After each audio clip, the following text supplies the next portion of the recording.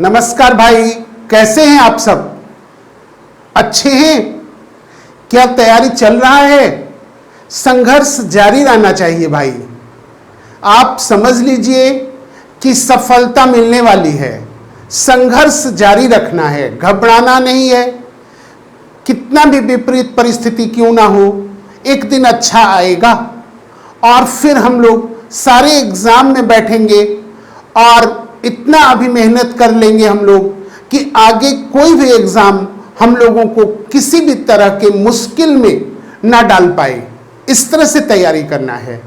और आज हम प्राचीन भारत की श्रृंखला को आगे बढ़ा रहे हैं और बौद्ध धर्म से रिलेटेड एक महत्वपूर्ण टॉपिक्स पर चर्चा कर रहे हैं। यहां से कई टर्मिनोलॉजी से रिलेटेड क्वेश्चन पूछे जाते हैं। तो आज जो हम लोग कर रहे हैं भाई, वह टॉपिक्स है हमारा बौद्ध संघ एवं कार्य प्रणाली। क्या टॉपिक्स का नाम है भाई? बौद्ध संघ एवं कार्य प्रणाली। तो मित्रों, मैं मुकेश आपका स्वागत करता हूं आपके अपने YouTube चैनल मुकेश प्रयास पर। और आप लोगों ने इस लॉकडाउन के दौरान जो सपोर्ट दिया है उसके लिए हम एक बार आप लोगों को धन्यवाद करते हैं। और इसी तरह लगे रहिए, कठिन मेहनत से ही सफलता प्राप्त होनी है, दूसरा कोई विकल्प नहीं है। तो चलिए भाई, आज का हम लोग टॉपिक शुरू करते हैं, बौद्ध संघ एवं कार्य प्रणाली। क्या टॉपिक्स का नाम है? बौद्ध संघ एवं कार्य प्रणाली। क्या टॉपिक्स का नाम है भाई? बौद्ध संघ एवं कार्य प्रणाली। क्लियर है? बौद्ध संघ एवं कार्य प्रणाली। चलिए, इस टॉपिक्स में जो सबसे इंपॉर्टेंट और पहला टर्म है वो है उपसंपदा। क्या टर्म का नाम है भाई? उपसंपदा। पूछ देगा आप लोग से कि उन उपसंपदा से आप क्या समझते हैं। तो आप लोग को बताना है, संघ में प्रविष्ट होने को, याद रखिए, संघ में प्रविष्ट होने को, संघ में प्रविष्ट होने को उपसंपदा कहा जाता था। उपसंपदा कहा जाता था। तो अब आप लोग कर पाएंगे, संघ में प्रविष्ट होने को क्या कहा जाता था? उपसंपदा। तो ये टर्म अब क्लियर होना चाहिए। संघ में प्रविष्ट होने को ही हम लोग क्या कहते हैं? उपसंपदा। क्लियर? चलिए, अब ध्यान रखना है, संघ की सदस्यता, संघ की सदस्यता लेने वाले को, संघ की सदस्यता लेने वाले को पहले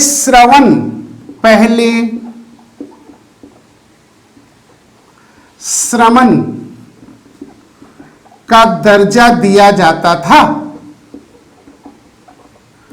किस चीज का दर्जा भाई? श्रमण। याद रखिएगा टर्म पर श्रमण। क्या याद रखेंगे हम लोग? श्रमण। तो संघ की सदस्यता लेने वाले को पहले श्रमण का दर्जा दिया जाता था। क्लियर है? और 10 वर्षों के बाद, याद रखिएगा, कितने वर्षों के बाद? 10 वर्षों के बाद, याद रखना है अब इस समय पर, 10 वर्षों के बाद जब उसकी योग्यता स्वीकृत हो जाती थी, जब उसकी योग्यता स्वीकृत हो जाती थी, जब उसकी योग्यता स्वीकृत हो जाती थी, तब उसे भिक्षु का दर्जा, तब उसे भिक्षु का दर्जा दिया जाता था। क्लियर है? दिया जाता था। तो अब याद रखना है कि संघ में प्रविष्ट होने को क्या कहते हैं? उपसंपदा। और जब कोई संघ की सदस्यता लेता था तो पहले उसको क्या दर्जा दिया जाता था? श्रमण का। और उसके बाद 10 वर्षों के बाद जब उसकी योग्यता स्वीकृत हो जाती थी तब उसे भिक्षु का दर्जा दिया जाता था। कहने का अर्थ यह हुआ कि संघ में प्रवेश के साथ ही आपको भिक्षु का दर्जा प्राप्त नहीं होगा। पहले किस चीज का दर्जा प्राप्त होगा भाई? श्रमण का। उसके 10 वर्षों के बाद आपको भिक्षु का दर्जा प्रदान किया जाएगा। चलिए एक क्वेश्चन है, संघ में स्त्रियों को भी संघ में प्रवेश की अनुमति थी। याद रखिएगा, ये सब क्वेश्चन आप लोग को डायरेक्ट कॉन्सेप्ट पर आधारित प्रश्न बनाएगा और खास करके बड़े लेवल के एग्जाम में 4-5 पॉइंट दे देगा और इसमें से सही चुनना पड़ेगा आप लोगों को, तो वहां आप लोगों को परेशानी नहीं हो, इसलिए ये टॉपिक्स हम आप लोग को करवा रहे हैं। आमतौर पर ऑब्जेक्टिव एग्जामिनेशन के लिए ये उतना इंपॉर्टेंट नहीं है जितना कि आपको बड़े लेवल का एग्जाम, जैसे बीपीएससी दे लीजिए, जेपीएससी दे लीजिए, यूपीएससी दे लीजिए। अब आप एसएससी लेवल में इस तरह का क्वेश्चन नहीं पूछा जाएगा, लेकिन आपको तैयार रहना है। अब किसी भी एग्जाम का स्तर जो है वो एवरेज से ऊपर ही रहता है, इसलिए आप हमेशा तैयार रहिए। तो चलिए भाई बताइए कि स्त्रियों को संघ में प्रवेश की अनुमति थी या नहीं थी? आंसर होगा थी। एक बात याद रखिएगा कि संघ में प्रवेश की अनुमति, यहां से भी क्वेश्चन कई बार आप लोग को पूछा है, संघ में प्रवेश की अनुमति नहीं थी। संघ में प्रवेश की अनुमति नहीं थी, किसको नहीं थी? ये पॉइंट आप लोग को कई बार सारे लेवल के एग्जाम में पूछा गया है कि संघ में प्रवेश की अनुमति किनको नहीं थी। तो सबसे पहला अल्पवयस्क कोई भी व्यक्ति जो है, अल्पवयस्क किसी भी व्यक्ति को संघ में प्रवेश की अनुमति नहीं थी। फिर है चोर को अनुमति नहीं थी, हत्यारा को अनुमति नहीं थी। किसको भाई? अल्पवयस्क, चोर, हत्यारा, ऋणी व्यक्ति। क्लियर है? दास और रोगी व्यक्ति, ये याद रखिएगा। इतने लोगों को संघ में प्रवेश की अनुमति नहीं थी।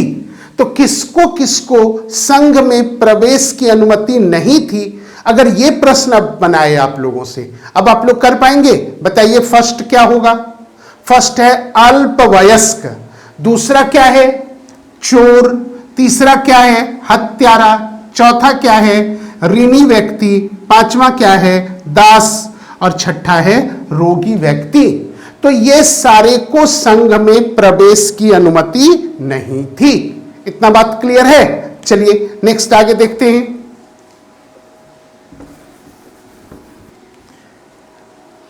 आगे है बौद्ध संघ की संरचना। बौद्ध संघ की संरचना, बौद्ध संघ की संरचना आधारित थी। क्वेश्चन डायरेक्ट पूछता है आप लोग को, बौद्ध संघ की संरचना आधारित थी। तो आंसर होगा आप लोग का गणतंत्र प्रणाली पर। गणतंत्र प्रणाली पर। किस पर भाई? गणतंत्र प्रणाली पर। क्लियर है? आप लोग सुने होंगे उस समय प्राचीन भारत में कि गणतंत्र प्रणाली का जन्मदाता भारत है। और गणतंत्र प्रणाली और राजतंत्र में क्या अंतर है? तो गणतंत्र प्रणाली वह है जिसके प्रमुख का निर्वाचन होता है, और राजतंत्र वह है जिसमें राजा का पद वंशानुगत होता है। तो राजतंत्र और गणतंत्र में अंतर। गणतंत्र का अर्थ हुआ कि संस्था के प्रमुख का निर्वाचन होगा, और राजतंत्र का अर्थ हुआ कि राजा का पद या संस्था के प्रमुख का पद वंशानुगत होगा। तो ये जो आपका बौद्ध संघ है, ये किस प्रणाली पर आधारित है? गणतांत्रिक प्रणाली पर आधारित है। ये क्वेश्चन कई बार आप लोगों को एग्जाम में पूछा गया है। किस प्रणाली पर आधारित है भाई? गणतांत्रिक प्रणाली पर आधारित है। क्लियर है? आइए ध्यान रखिएगा कि बौद्ध संघ का दरवाजा हर जातियों के लिए खुला था, हर जातियों के लिए खुला था। तो बौद्ध संघ का दरवाजा हर जातियों के लिए खुला था, किसी भी जाति के प्रवेश पर रोक नहीं था, हर जाति के लोग संघ में प्रवेश पा सकते थे। क्लियर है? आइए ध्यान रखिएगा, बौद्ध धर्म ने किसने भाई? बौद्ध धर्म ने जाति व्यवस्था, बौद्ध धर्म ने जाति व्यवस्था एवं वर्ण व्यवस्था, जाति व्यवस्था एवं वर्ण व्यवस्था दोनों प्रथा का विरोध किया है, दोनों प्रथा का विरोध किया था। क्लियर है? तो जाति व्यवस्था हो या वर्ण व्यवस्था हो, दोनों प्रथा का विरोध किए थे कौन? गौतम बुद्ध। तो याद रखिएगा, बुद्ध ने, किसने? बुद्ध ने जाति व्यवस्था की कठोर आलोचना की है, कठोर आलोचना की है। तो पूछेगा जाति व्यवस्था के संदर्भ में बुद्ध का मत, आप लोग का आंसर क्या होगा? जाति व्यवस्था की कठोर आलोचना की है कौन? बुद्ध। ध्यान रखिएगा, जबकि महावीर ने ऐसा नहीं किया है, जबकि महावीर ने ऐसा नहीं किया है। तो महावीर ने जाति व्यवस्था की कठोर आलोचना या कठोर निंदा नहीं की है। तो बुद्ध कठोर आलोचना करते हैं, लेकिन महावीर जाति व्यवस्था की कठोर आलोचना नहीं करते हैं। इस पॉइंट पर ध्यान दीजिए, यहां कॉन्सेप्ट बनाइए, बताइए तो जाति व्यवस्था का विरोध कौन कर रहे हैं? बुद्ध कि महावीर? आंसर क्या होगा? बुद्ध। क्लियर है आप लोगों का? चलिए अगला देखते हैं हम लोग। अगला जो टर्म है हम लोगों का वह है एक टर्म नति। टर्म का नाम क्या है भाई? नति। नति। तो नति शब्द पूछेगा और इसका अर्थ पूछेगा। तो नति का अर्थ होता है संघ की सभा में, संघ की सभा में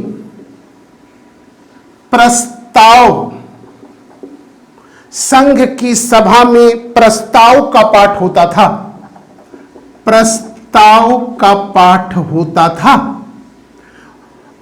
प्रस्ताव को ही नति कहा जाता था, नति कहा जाता था। तो नति शब्द का अर्थ बताइए क्या होगा? प्रस्ताव। तो कहता है क्या कि संघ की सभा में प्रस्ताव का पाठ होता था, और प्रस्ताव को हम लोग क्या कहते थे? नति। क्लियर? चलिए आइए अगला टर्म है अनुसावन। अनुसावन क्या टर्म है भाई? अनुसावन। टर्म पर ध्यान दीजिए, नति, अब टर्म क्या आ रहा है? अनुसावन। अनुसावन का अर्थ क्या है? प्रस्ताव पाठ को, प्रस्ताव पाठ को अनुसावन कहा जाता था, अनुसावन कहा जाता था। तो सभा में, संघ के सभा में जो प्रस्ताव का पाठ होता था, उस प्रस्ताव पाठ को हम लोग क्या कहते थे? अनुसावन। क्लियर है? आइए टर्म यूज हुआ कोरम। क्या टर्म यूज हुआ? कोरम। कोरम हम लोग याद करते हैं संविधान में। तो कोरम शब्द देखिए उसी समय उल्लेखित है। कोरम का अर्थ है सभा की वैध कार्रवाई के लिए, सभा की वैध कार्रवाई के लिए आवश्यक सदस्य संख्या, आवश्यक सदस्य संख्या। आज के संदर्भ में भी अर्थ यही है, सभा की वैध कार्रवाई के लिए आवश्यक सदस्य संख्या। और उस समय कोरम के लिए सदस्य संख्या कितनी थी? तो आंसर याद रखिएगा 20। कितनी सदस्य संख्या भाई? 20। तो 3 टर्म हम लोग यहां पर किए, नति, अनुशावन और फिर कोरम। क्या कहीं प्रॉब्लम है इसमें आप लोगों को? नहीं है। चलिए नेक्स्ट आगे बढ़ाते हैं, आगे देखते हैं। चलिए आगे है हम लोग का सायम उपोस्थ। टर्म है सायम, यो है सायम उपोस्थ, सायम उपोस्थ, याद रखिएगा, ठीक ना। उपोस्थ, क्या टर्मिनोलॉजी यूज हुआ है? सायम उपोस्थ। अब इसका अर्थ क्या है यह जानना है हम लोग को, तो लिखिएगा प्रत्येक 15वें दिन, प्रत्येक 15वें दिन, कितने दिन भाई? प्रत्येक 15वें दिन पूर्णिमा या अमावस्या को, पूर्णिमा या अमावस्या को, अमावस्या को, पूर्णिमा या अमावस्या को, प्रत्येक 15वें दिन पूर्णिमा या अमावस्या को होने वाली सभा को, होने वाली सभा को, होने वाली सभा को कहा जाता था। क्लियर है? सायम उपोस्थ। अब याद रखिएगा आप लोग, सायम उपोस्थ, प्रत्येक 15वें दिन पूर्णिमा या अमावस्या को होने वाली सभा को कहा जाता था। क्लियर? अगर पूछे कि सायम उपोस्थ का अर्थ बताइए, आप लोग बता देंगे? अब बिल्कुल बता देंगे। चलिए आगे बढ़ाते हैं। इसमें, जिसमें, एक फिर टर्म यूज हो रहा है, जिसमें पातिमोक्ष, टर्म पर ध्यान दीजिए, पातिमोक्ष का पाठ किया जाता था, पातिमोक्ष का पाठ किया जाता था। तो सायम उपोस्थ जो सभा है उसमें किस चीज का पाठ किया जाता था? पातिमोक्ष का पाठ किया जाता था। अब आप लोग को समझ में नहीं आ रहा होगा कि ये पातिमोक्ष क्या है, तो अब इस टर्म को समझ लेते हैं हम लोग, पातिमोक्ष। क्लियर है? तो लिखिएगा विनय पिटक में, किसमें भाई?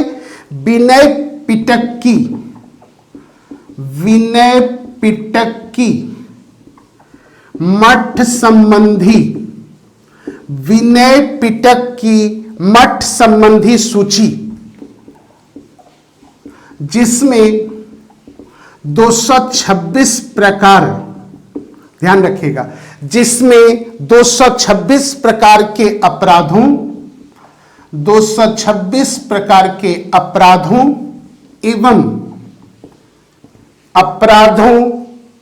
एवं उनके प्रायश्चित करने की, एवं उनकी प्रायश्चित करने की, एवं उनकी प्रायश्चित करने की सूची दी गई है, सूची दी गई है।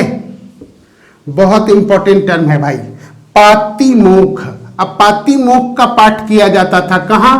सायम उपोस्थ में।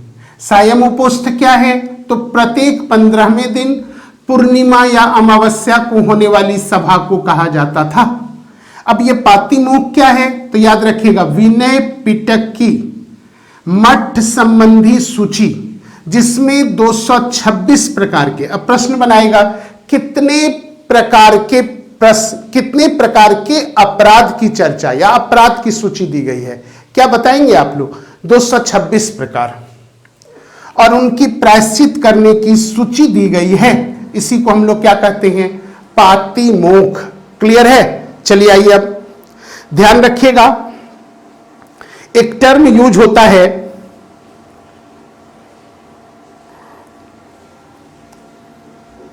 एक टर्म यूज हुआ है आप लोगों का,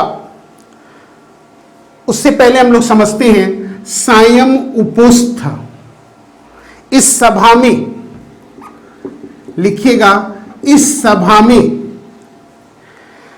प्रत्येक सदस्य इसके माध्यम से, प्रत्येक सदस्य इसके माध्यम से, प्रत्येक सदस्य इसके माध्यम से स्वयं नियमों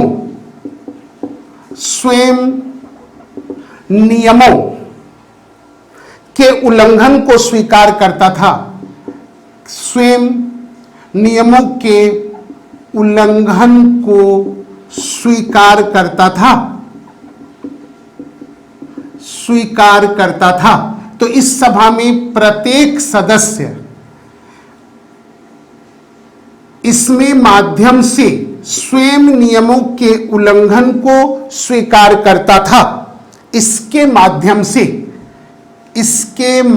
से स्वयं नियमों के उल्लंघन को स्वीकार करता था। क्लियर है? और गंभीर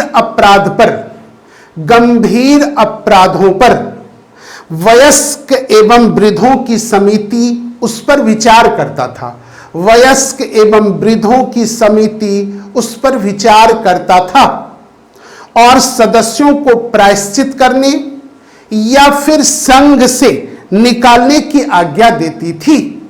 तो स्वयं सदस्य अपने अपराध का उल्लंघन को स्वीकार करती थी और इस स्वीकारोक्ति पर वयस्कों एवं वृद्धों की एक समिति विचार करती थी।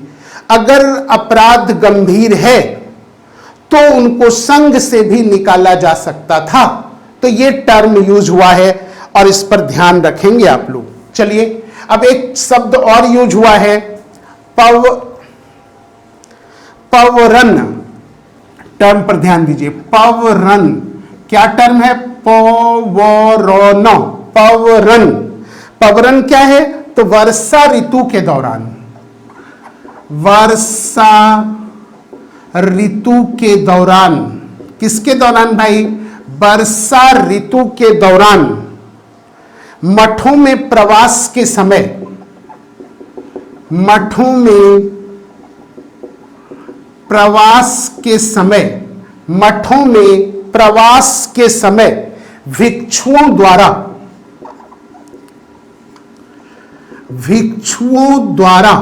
किसके द्वारा? भिक्षुओं द्वारा अपराध स्वीकारोक्ति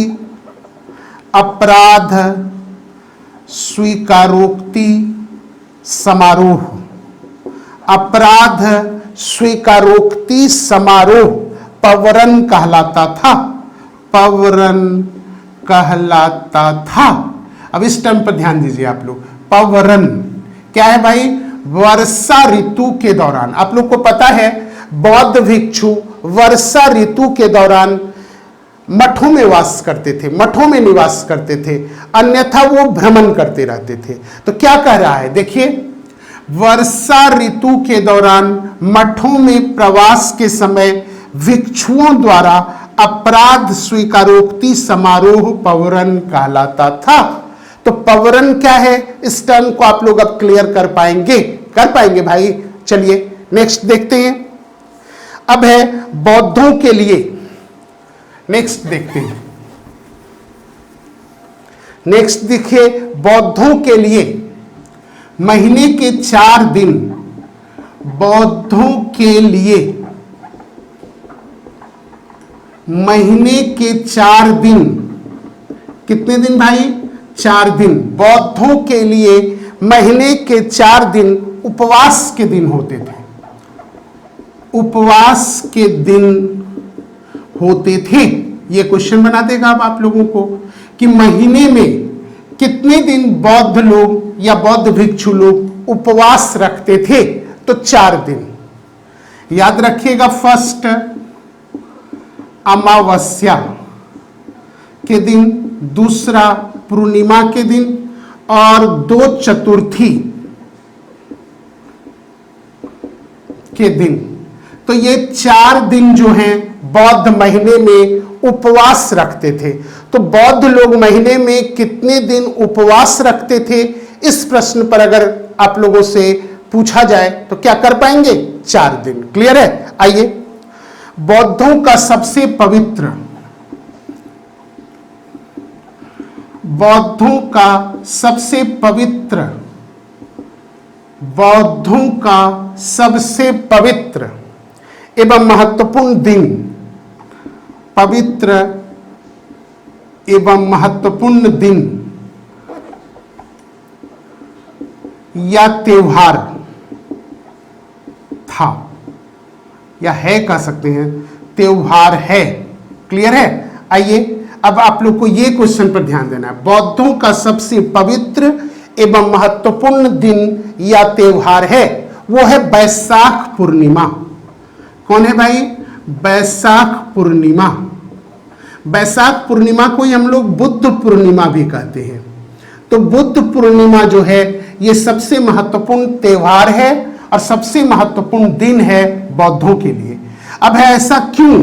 तो अब आप लोग को याद रखना है बुद्ध का जन्म, बुद्ध का जन्म, ज्ञान की प्राप्ति, ज्ञान की प्राप्ति और महापरिनिर्वाण, परिनिर्वाण प्राप्त, ये तीनों जो है इसी दिन हुआ है। किस दिन? बैसाख के पूर्णिमा के दिन। बुद्ध का जन्म भी, बुद्ध को ज्ञान प्राप्ति भी और बुद्ध का महापरिनिर्वाण भी जो है वो किस दिन हुआ है? तो आंसर क्या देंगे हम लोग? बैसाख पूर्णिमा के दिन, और उसको हम लोग क्या कहते हैं? बुद्ध पूर्णिमा।